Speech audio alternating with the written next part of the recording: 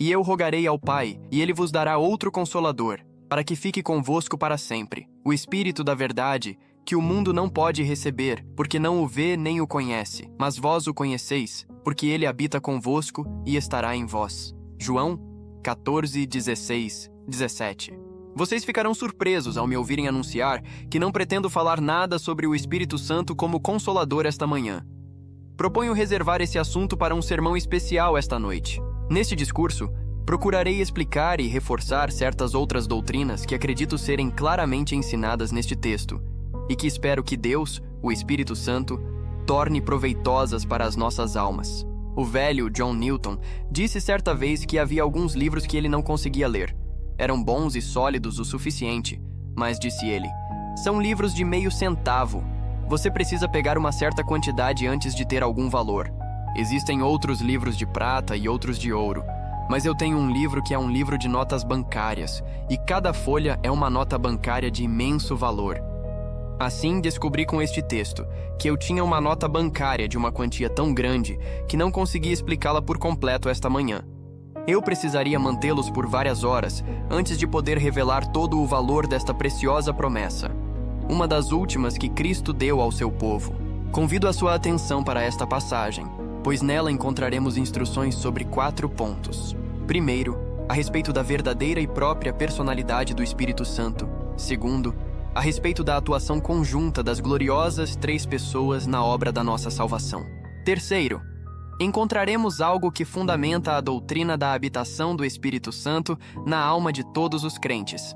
E quarto, descobriremos a razão pela qual a mente carnal rejeita o Espírito Santo. Em primeiro lugar, teremos algumas instruções breves sobre a verdadeira personalidade do Espírito Santo.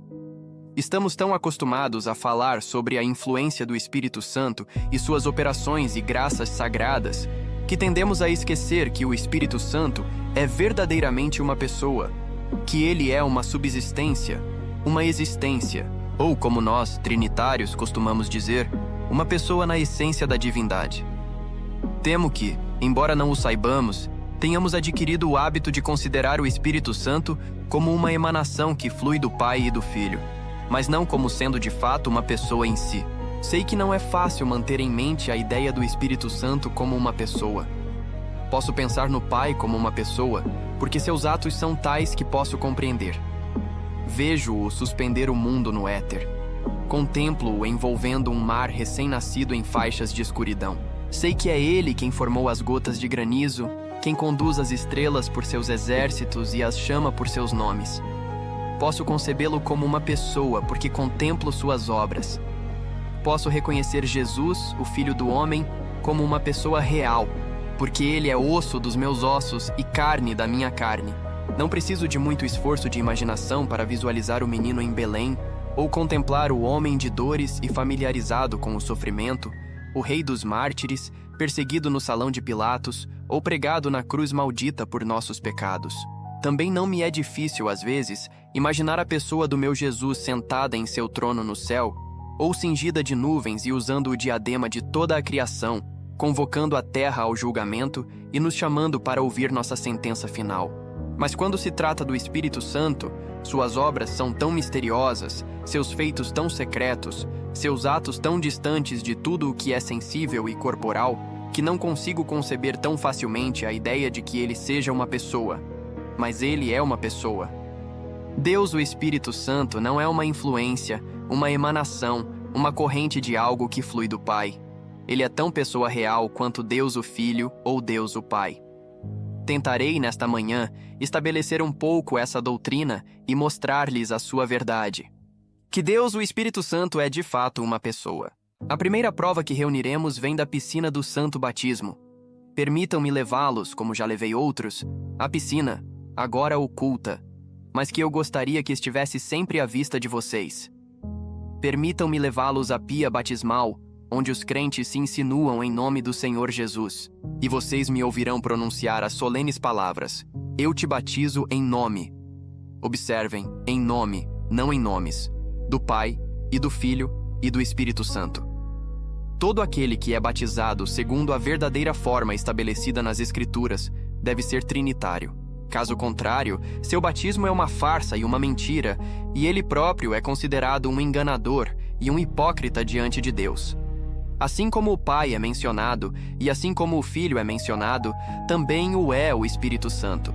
E o todo se resume a ser uma trindade em unidade, pelo fato de ser dito não os nomes, mas o nome, o glorioso nome, o nome de Jeová, do Pai e do Filho e do Espírito Santo. Permitam-me lembrar-lhes que o mesmo ocorre cada vez que vocês são dispensados desta casa de oração. Ao proferirmos a solene bênção final, invocamos em vosso favor o amor de Jesus Cristo, a graça do Pai e a comunhão do Espírito Santo.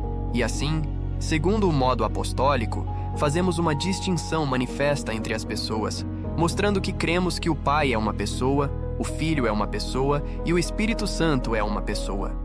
Mesmo que não houvesse outras provas nas Escrituras, creio que estas seriam suficientes para qualquer pessoa sensata.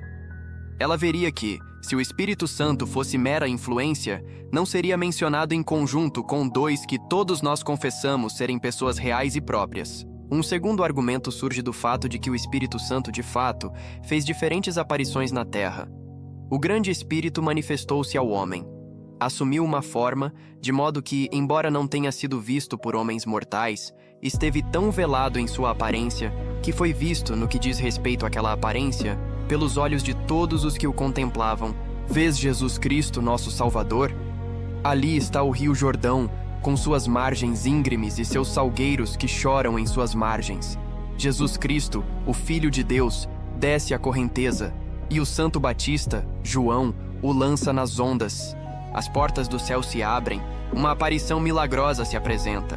Uma luz brilhante resplandece do céu, mais brilhante que o sol em toda a sua grandeza, e em uma torrente de glória desce algo que reconheces como uma pomba.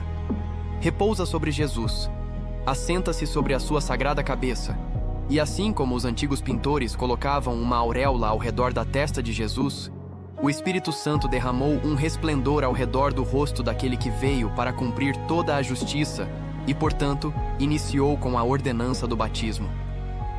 O Espírito Santo foi visto como uma pomba para marcar a sua pureza e a sua mansidão, e desceu como uma pomba do céu para mostrar que é somente do céu que ele desce. E esta não é a única vez em que o Espírito Santo se manifestou em uma forma visível. Vejam aquele grupo de discípulos reunidos em um cenáculo. Eles estão esperando por alguma bênção prometida, e em breve ela virá. Ouçam. Ouve-se um som como de um vento impetuoso. Ele enche toda a casa onde eles estão sentados, e surpresos, eles olham ao redor, imaginando o que virá a seguir. Logo, uma luz brilhante aparece, brilhando sobre a cabeça de cada um. Línguas de fogo repartidas pousaram sobre eles. O que eram essas maravilhosas aparições de vento e chama-se não uma manifestação do Espírito Santo em sua própria pessoa? Digo que o fato de uma aparição demonstra que ele deve ser uma pessoa. Uma influência não poderia aparecer. Um atributo não poderia aparecer. Não podemos ver atributos. Não podemos contemplar influências. O Espírito Santo deve, portanto, ter sido uma pessoa, visto que foi visto por olhos mortais e tornou-se perceptível aos sentidos mortais. Mas tem uma prova que, talvez, seja mais reveladora para vocês do que qualquer outra. Atos e obras são atribuídos ao Espírito Santo. Portanto, ele deve ser uma pessoa. Vocês leem no primeiro capítulo do livro de Gênesis que o Espírito pairava sobre a superfície da terra, quando ela ainda era pura desordem e confusão. Este mundo já foi uma massa de matéria caótica. Não havia ordem. Era como o vale das trevas e da sombra da morte. Deus, o Espírito Santo, estendeu suas asas sobre ele, semeou as sementes da vida. Os germes dos quais todos os seres surgiram foram implantados por ele. Impregnou a terra para que ela se tornasse capaz de vida. Ora, deve ter sido uma pessoa que trouxe ordem à confusão. Deve ter sido uma existência que pairou sobre este mundo e o tornou o que ele é agora. Mas não lemos nas Escrituras algo mais sobre o Espírito Santo? Sim, é-nos dito que homens santos da antiguidade falaram inspirados pelo Espírito Santo. Quando Moisés escreveu o Pentateuco, o Espírito Santo moveu sua mão. Quando Davi escreveu os salmos e entoou doces melodias em sua harpa, foi o Espírito Santo que deu aos seus dedos o movimento seráfico. Quando Salomão proferiu os provérbios de sabedoria ou cantou os cânticos de amor, foi o Espírito Santo quem lhe deu palavras de conhecimento e hinos de êxtase. Ah, e que fogo foi aquele que tocou os lábios do eloquente Isaías! Que mão foi aquela que se apoderou de Daniel? Que poder foi aquele que tornou Jeremias tão lamentoso em sua dor? Ou o que foi aquele que deu asas a Ezequiel e o fez como uma águia, alçar voo rumo aos mistérios das alturas e contemplar o poderoso desconhecido além do nosso alcance? Quem fez de Amós o pastor um profeta? Quem ensinou o rude Ageu a pronunciar suas frases estrondosas? Quem mostrou a Abacuque os cavalos de Jeová marchando pelas águas? Ou quem inspirou a eloquência de Naum? Quem levou Malaquias a encerrar o livro murmurando a palavra maldição? Quem estava presente em cada um desses casos, senão o Espírito Santo? E não deve ter sido alguém que falou por meio dessas testemunhas antigas? Devemos acreditar nisso. Não podemos deixar de acreditar nisso quando lemos que homens santos da antiguidade falaram movidos pelo Espírito Santo. O mundo natural, tão orgulhoso de sua ciência rasa e de seu saber limitado, não compreende, nem pode compreender, a realidade espiritual da presença divina. E justamente por isso, tropeça, escarnece e blasfema. Porque não o vê, eis a raiz da incredulidade do mundo. O homem natural deseja tudo o que pode ser pesado, medido, dissecado, provado por instrumentos, e se algo escapa ao microscópio ou ao telescópio, ele então declara que essa coisa não existe. Ah, que mísera arrogância!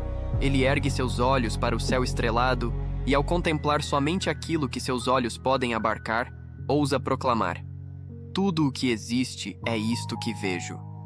Pobre mortal! Ele não vê o espírito, mas também não vê o sopro que lhe dá vida, nem o próprio pensamento. E mesmo assim, vive como se fosse senhor do universo. Sim, o mundo não pode recebê-lo, porque não o conhece. Se conhecesse, ainda que fosse por um único momento a voz suave do espírito, como uma brisa que atravessa a alma, estremeceria até o fundo do ser. Se o mundo tivesse sentido ao menos um toque real do espírito, um só, uma lágrima de arrependimento correria.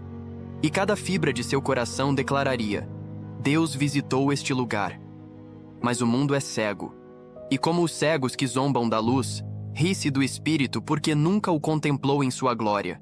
E contudo, amados, para vós que credes, há uma promessa radiante, brilhante como uma estrela fixa no firmamento da eternidade. Ele habita convosco e estará em vós. Ó, profunda consolação! O Espírito não passeia ao nosso redor como um viajante ocasional. Não nos visita como um hóspede temporário que vem ao alvorecer e se vai ao entardecer. Não. Ele habita. Ele faz morada. Ele se estabelece como o mestre invisível do templo da alma regenerada. Podemos imaginar o tabernáculo antigo com suas colunas, véus e sua arca resplandecente. No entanto, mais glorioso do que o tabernáculo no deserto, mais sublime do que o templo de Salomão revestido de ouro, é o coração do crente, onde o Espírito Santo ergue sua habitação eterna. Não com madeira de cedro, nem com cortinas bordadas, nem com pedras preciosas, mas com a própria carne do coração humano renovado. É ali que Deus escolheu morar. Ó, dignidade eterna! Ó, honra indescritível! O Deus infinito habita em vasos de barro. E se ele habita, ele permanece. Essa é a palavra que ecoa como trombeta celestial. Para sempre. Ah, esta pequena expressão, tão curta na língua dos homens, mas tão vasta na linguagem de Deus. Para sempre. Quanto consolo ela traz ao crente atribulado. O Espírito não abandona o cristão quando ele chora, nem se afasta quando sua fé vacila. Não o despreza quando tropeça, não o rejeita quando perde forças. O homem pode ser inconstante, mas o Espírito é eterno. O homem pode vacilar, mas o Espírito é fiel. E que grande contraste há entre esta promessa e a esperança incerta de quem confia em obras humanas. Mas vós, amados, tendes o Espírito para sempre. O Espírito que os convenceu de pecado, permanecerá com vocês até que sejam libertos de todo o pecado. O Espírito que abriu seus olhos continuará iluminando-os até que vejam o Rei em sua beleza. O Espírito que lhes deu vida sustentará essa vida até que ela seja consumada na visão gloriosa do próprio Deus. E agora, tendo mostrado a grandeza da promessa, permitam-me oferecer uma palavra final de advertência e exortação. Aos santos de Deus, se o Espírito Santo é uma pessoa divina, e ele é, então deve ser honrado como tal em vossas orações. Muitos oram ao Pai, e isso é justo. Muitos oram ao Filho, e isso é santo. Mas quantos oram ao Espírito Santo? Quantos o invocam diretamente? Quantos lhe pedem iluminação, força, consolo, sabedoria, discernimento, santidade? Deveis orar ao Espírito e pelo Espírito. Sim, orai por sua influência, mas também orai a Ele, pois Ele é Deus, e onde há Deus, ali há a prerrogativa de ser buscado e adorado. Se quereis poder, santidade, zelo, paciência, pedi ao Espírito Santo. Ele é o autor de toda graça. Ele é o fogo que consome o pecado. Ele é a luz que dissipa as trevas. Ele é o óleo que unge toda verdadeira obra espiritual. Sem ele, até a verdade mais brilhante será letra morta. Sem ele, a pregação mais eloquente será metal que soa. Sem ele, o mais fervoroso trabalho será estéril. Portanto, clamem ao Espírito, vivam pelo Espírito. Aos pecadores, tende cuidado com o que dizeis do Espírito Santo. Se há um abismo cuja profundidade nem os profetas sondaram, é o pecado imperdoável. Não posso defini-lo. Ninguém pode. Deus o velou em mistério. Mas sabemos isto. Envolve blasfêmia direta contra o Espírito Santo. E a Escritura diz que não há perdão, nesta vida nem na futura. Tremam, ó homens, diante desta verdade. Não zombem da obra do Espírito. Não ridicularizem sua influência. Não resistam à sua voz quando ele toca o coração. Talvez vocês já tenham sentido aquele sussurro suave. Vinde a Cristo. Talvez aquela inquietação secreta na consciência. Não desprezem isso. Talvez seja o chamado do Espírito. E quem sabe se, ao rejeitarem, não estarão pisando na beira daquele abismo invisível do qual Jesus disse que não há retorno? Parem. Pensem em suas almas. Pensem na eternidade. Pensem no Deus que fala. E ao ouvirem hoje a voz do Espírito, não endureçam seus corações. Que o Pai, o Filho e o Espírito Santo vos guardem e vos conduzam até o lar eterno. Amém. Se esta mensagem falou ao seu coração, se a palavra de Deus encontrou um lugar na sua alma, então eu lhe faço um convite especial. Permaneça conosco. Aqui neste canal, a missão é clara: glorificar a Cristo, exaltar a verdade e edificar você com estudos profundos, pregações impactantes e conteúdos que fortalecem sua fé. Se este vídeo abençoou sua vida, imagine o quanto Deus ainda pode falar contigo através das próximas mensagens.